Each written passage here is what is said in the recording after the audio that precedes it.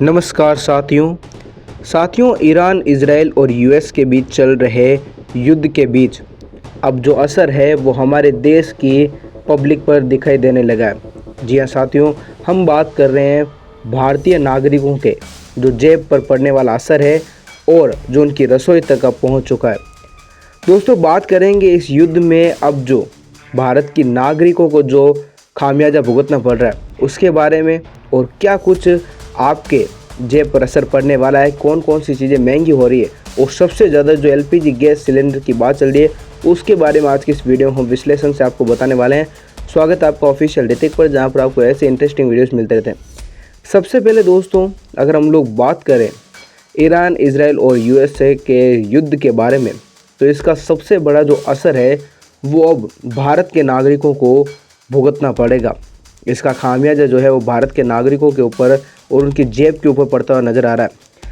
साथियों, आपको बता दें कि हज़ारों किलोमीटर दूर जो मिडिल ईस्ट में गिर रही मिसाइलें हैं वो आपकी रसोई के बजट को कैसे बिगाड़ सकती है। और ईरान, अमेरिका और इजराइल के बीच जो जंग छिड़ी है वो सिर्फ सरहदों को ही नहीं बल्कि अब दुनिया भर की सप्लाई चेन को भी हिला कर रख देगी। तो सबसे पहले अगर हम लोग बात करें एलपीजी गैस सिलेंडर के अचानक से जो दाम बढ़ रहे हैं और उनकी बुकिंग नहीं हो रही है, उनकी सप्लाई नहीं हो रही है, उसके पीछे क्या कुछ कारण है और क्या क्या आपको जो आने वाले समय में दिक्कतों का सामना करना पड़ सकता है। तो सबसे पहले हम आपको बता दें कि गैस इतनी महंगी क्यों हो रही है। तो भारत की जो 90% गैस है एलपीजी वो बाहर से आती है और इसका बड़ा हिस्सा खाड़ी देशों यानी कि कतर, सऊदी अरब, यूएई से आता है। अब समस्या ये है कि सारा माल हॉर्मुज के होकर आता है, स्ट्रेंथ ऑफ हॉर्मुज। ईरान और इजराइल युद्ध के बीच जो एक रास्ता है इसे पूरी तरीके से असुरक्षित और बंद कर दिया गया है। जहाज़ों का वहाँ पर जो है वो इंश्योरेंस भी महंगा हो गया, माल पहुँचने में देरी और दिक्कत आ रही है जिससे सप्लाई कम होती है। अब आपको बता दें कि घरेलू गैस जो औसतन लगभग 14.2 किलोग्राम आपके घर में आती थी, अब उसे 60 रुपये की दर से महंगी कर दी गई। दिल्ली और मुंबई जैसे महानगरों में तो अब एक सिलेंडर लगभग 950 रुपये तक पहुँच चुका है। एलपीजी गैस जो यहाँ पर जो झटका है और भी बड़ा है कि जो 115 से 150 रुपये की बढ़ोतरी हुई है। इसका सीधा मतलब है कि बाहर का खाना, रेस्टोरेंट और होटल्स अब महंगे होने वाले।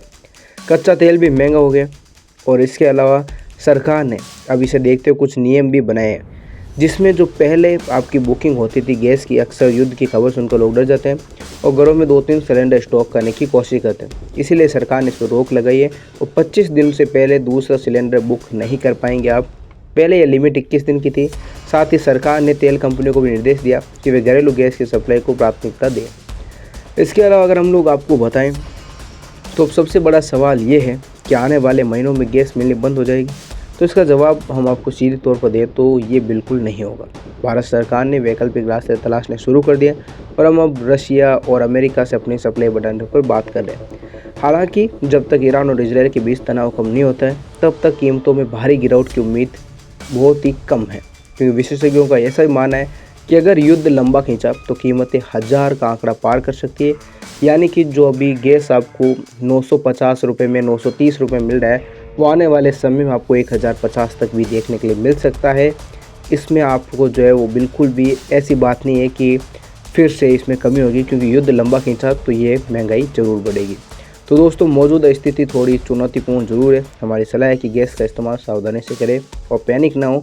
क्या आपके शहर में भी गैस की डिलीवरी सही समय पर हो रही है और क्या आपको लगता है कि सरकार को कीमतों पर कंट्रोल करना चाहिए? अपनी राय कमेंट बॉक्स में ज़रूर लिखें और ऐसे इंटरेस्टिंग और जानकारी से भरपूर वीडियो के लिए ऑफिशियल ऋतिक को सब्सक्राइब जरूर करें। मिलेंगे साथियों एक नई वीडियो में, तब तक के लिए जय हिंद, जय भारत।